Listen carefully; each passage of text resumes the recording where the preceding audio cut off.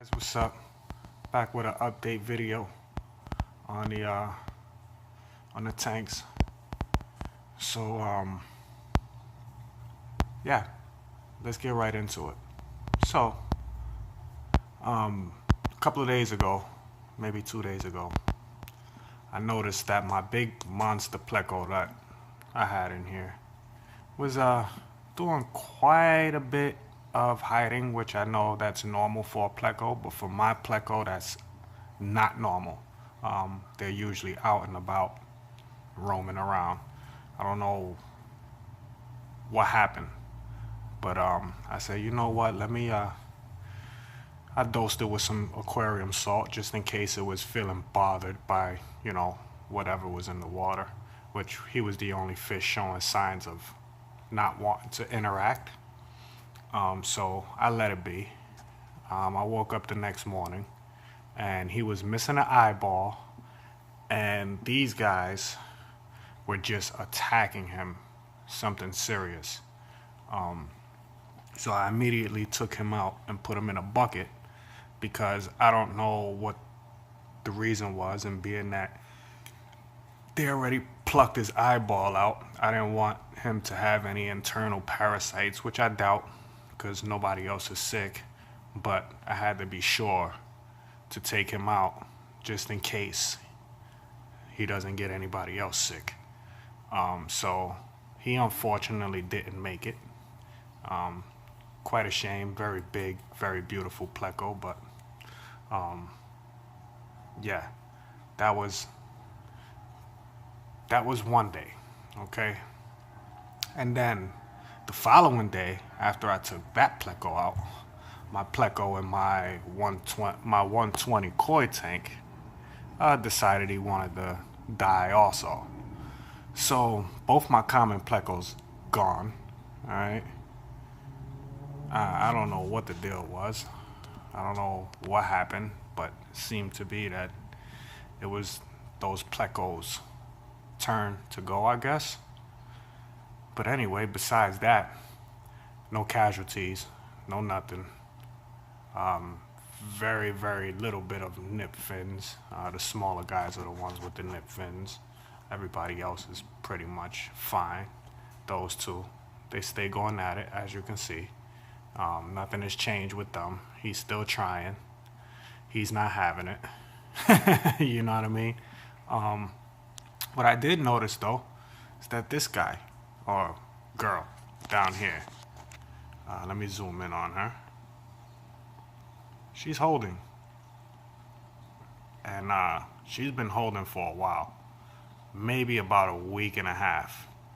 So hopefully, what happens with her is she gets to actually spit the babies out.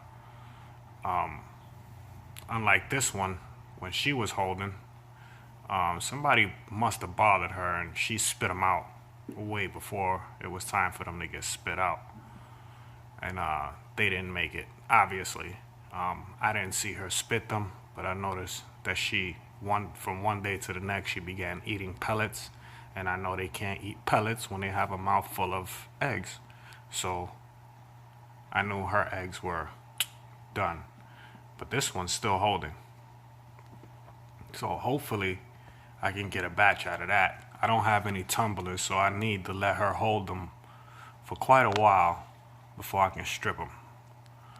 But anyway, if I do strip them, I really don't have nowhere to put them. I was thinking about using my 5 gallon and just putting it somewhere, but I really have nowhere to put my 5 gallon, so I might just let them be. If they survive, they survive. If they get away, they get away. If they don't, then so be it.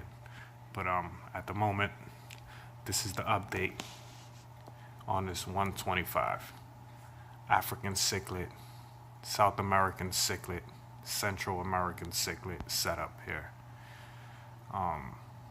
Yeah, hope you guys enjoy this because I sure do. Still lots of aggression. My Livingstone eye is just a beauty. Yeah, I mean, so this is my babies.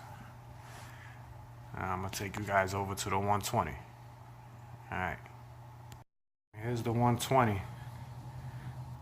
So as you can see, everybody's doing well. Nobody in here is sickly neither. Everybody's just their normal self. But my concern is, maybe you guys can help me out here, is why did both my plecos die? It had to be, I don't know what is the deal, because if it was something in the water, some of these other fish would be showing signs.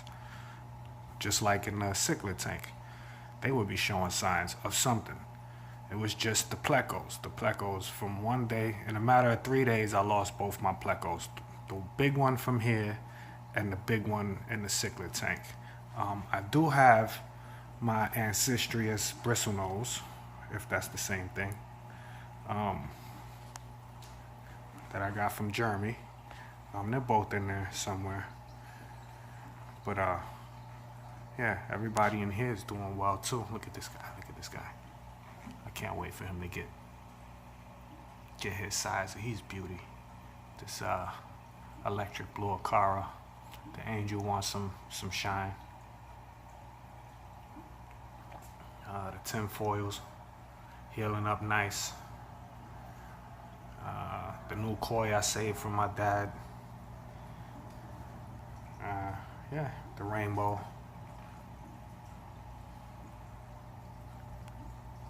Silver dollars. Doing well. Larry. Loving all the space in here he got. The ballast. The goldfish. So, yeah, that's pretty much this 120 right here in a nutshell. It's nice and clear now, so you guys can actually see it better.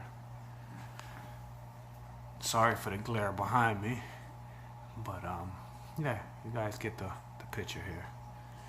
There's still some things I want to do to this tank, but at the moment I'm just gonna let it be. And let me give you guys an update on the 29. Take you guys over there. 3, 2, 1. Right, here's the 29.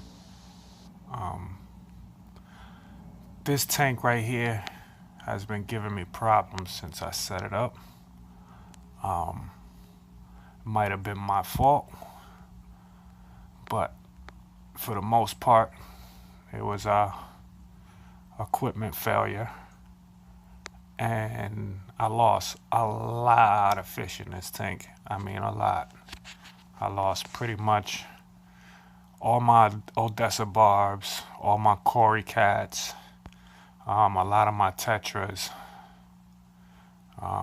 That's just to name a few. Good thing is my gobies, my leaf fish, are all there. Oh, by the way, I forgot to mention in the 120 video that my dinosaur bircher has died also. So yeah, I think it was a swim bladder problem. He wasn't swimming right. I tried to save him, didn't work, so, which is the reason why I haven't been doing any update videos, because I've been pretty stressed out with losing my fish and things like that, especially on this tank. So, but I figured out what the problem was. I corrected it, and everybody's thriving again. But this tank had a major ammonia spike, and I'm gonna tell you the reason why. Not due to overcrowding, not due to none of that, because my filters are set up for an overcrowded tank.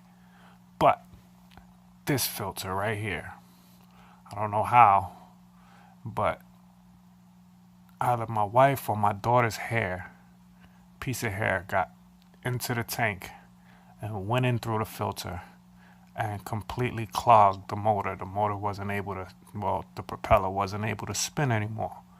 So what happened is all the water that was inside the filter seeped back in, obviously through here, because the filter was empty and hot.